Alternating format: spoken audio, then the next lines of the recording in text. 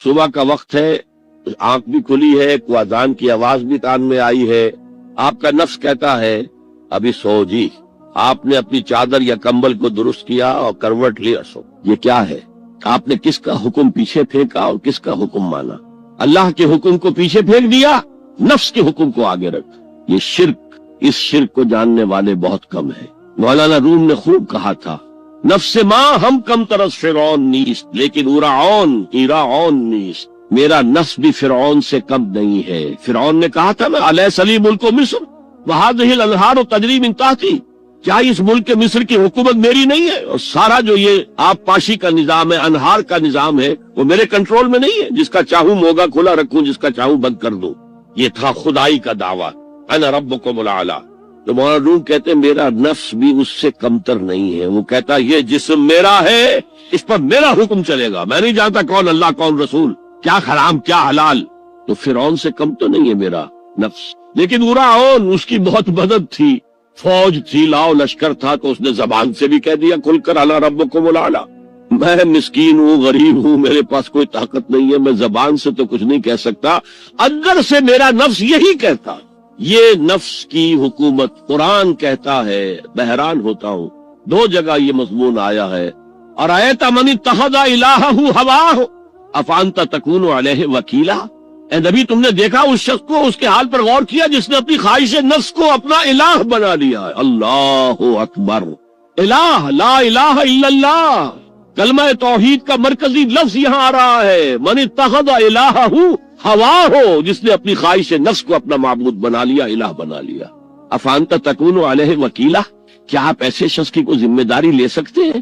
سود حرام ہوا کرے جی، حرام ورام، ہمارا دھندا جو ہے وہ آگے بڑھ نہیں سکتا۔ اللہ کے حکم کو پیچھے ڈالا، نفس کے تقاضے کو آگے رکھا۔ کون معبود ہے آپ کا؟ نام عبداللہ رکھیے، نام عبد الرحمن رکھیے، ہے عبد النفس، نفس کے بندے، نفس کے غلام۔ پوچھا گیا ای الہجرت افضل یا رسول اللہ، اے اللہ کے رسول بتائیے سب سے اعلیٰ ہجرت کون سی ہے، افضل؟ فرمایا ان تہجر ما کرہ ربک، ہر اس چیز کو چھوڑ دو جو تمہارے رب کو پسند نہیں۔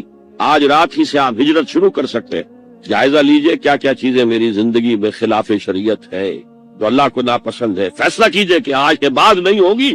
ہجرت شروع ہو گئی، افضل الہجرہ، سب سے افضل ہجرت شروع ہو گئی۔ المجاہد من جاہد نفسہ، جہاد تو یہاں سے شروع ہو گیا، اپنے نفس کے خلاف جہاد کرنا۔ صبح نفس نے کہا ابھی سو جاؤ، آپ نے نفس کی بات کو رد کیا، اپنا کمبل اٹھا کے پھینکا، اٹھے، وضو کیا، نماز کے لیے آپ مسجد چل دیے، آپ نے جہاد کیا نفس کے خلاف۔ یہ افضل الجہاد ہے۔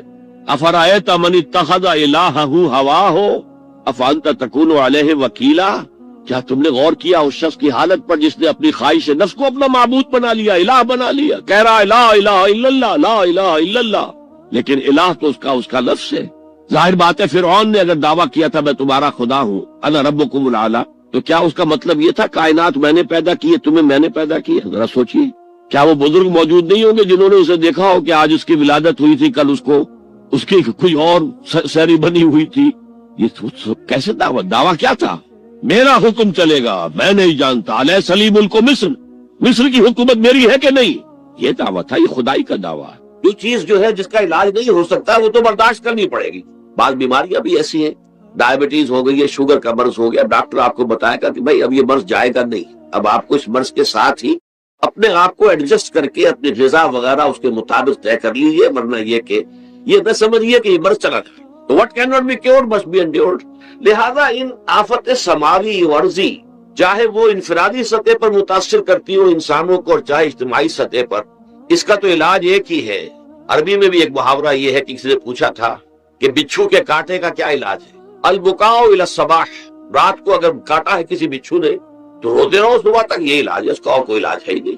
تو جو چیز لا علاج ہے اسے برداشت کرنا، گویا کہ یہاں جو اصل شے ہوگی کہ دنیاوی آفات، عرضی و سماوی آفات، ناگہانی آفات، ناگہانی مصیبتیں، ان کے ضمن میں ہمیں ایسی شے کی ضرورت ہے جو ہمارے اندر برداشت پیدا کرے، اس کو جھیلنا آسان بنا دے، ہم اس کی وجہ سے بجھ کر نہ رہ جائیں، ہماری ہمتیں جواب نہ دے جائیں۔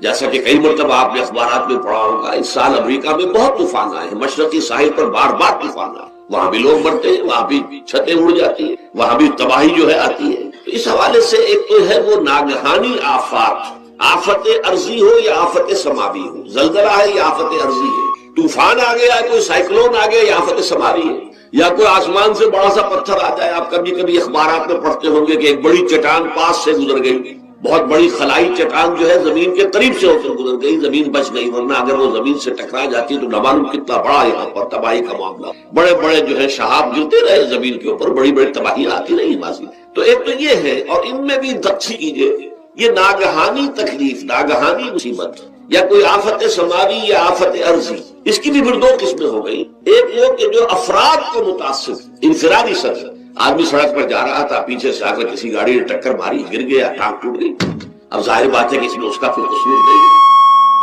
یہ اللہ تعالیٰ کی طرف سے بات آ گئی ہے۔ یا یہ کہ کوئی اگر اجتماعی سطح پر آیا، جیسا کہ زلزلہ ہے، یا جیسا کہ کوئی سائیکلون ہے، کوئی بڑا طوفان ہے، بہت بڑے فلڈز آ گئے، اس وقت بھی موزمبیق میں بہت بڑا فلڈ آیا ہوا ہے، ساؤتھ افریقہ میں، اور افریقہ میں پچھلے سال بھی بہت بڑا فلڈ آیا تھا، بڑی تباہی آئی رہا۔ تو یہ آفت سماوی، یہ ظاہر بات ہے کہ اجتماعی سطح پر آتی ہے، بڑی بڑی مقدار میں، تعداد میں لوگ متاثر، لاکھوں لوگ بے گھر ہو جاتے ہیں، ہزاروں آدمی مارے جاتے ہیں۔ پہلی شکل جو ہے دکھ کی، جیسا کہ میں نے عرض کیا، وہ ناگہانی دکھ، کوئی آفت ارضی، کوئی آفت سماوی، خواہ وہ انفرادی ہو خواہ اجتماعی۔ اس کے ضمن میں کیا علاج ہے؟ ظاہر بات ہے کہ اس کا علاج یہ تو نہیں ہو سکتا کہ آپ اس کو ختم کریں۔ انگریزی کا ایک محاورہ ہے، what cannot be cured must be endured۔ جو چیز جو ہے جس کا علاج نہیں ہو سکتا وہ تو برداشت کرنی پڑے گی۔ بعض بیماریاں بھی ایسی ہیں، ڈائبٹیز ہو گئی ہے، شوگر کا مرض ہو گیا، ڈاکٹر آپ کو بتائے گا کہ بھائی اب یہ مرض جائے گا نہیں، اب آپ کو اس مرض کے ساتھ ہی اپنے آپ کو ایڈجسٹ کر کے اپنی غذا وغیرہ اس کے مطابق طے کر لیجیے، ورنہ یہ کہ یہ نہ سمجھیے کہ یہ مرض چلا جائے گا۔ تو what cannot be cured must be endured۔ لہذا ان آفت سماوی و ارضی، چاہے وہ انفرادی سطح پر متاثر کرتی ہوں انسانوں کو، اور چاہے اجتماعی سطح پر، اس کا تو علاج ایک ہی ہے۔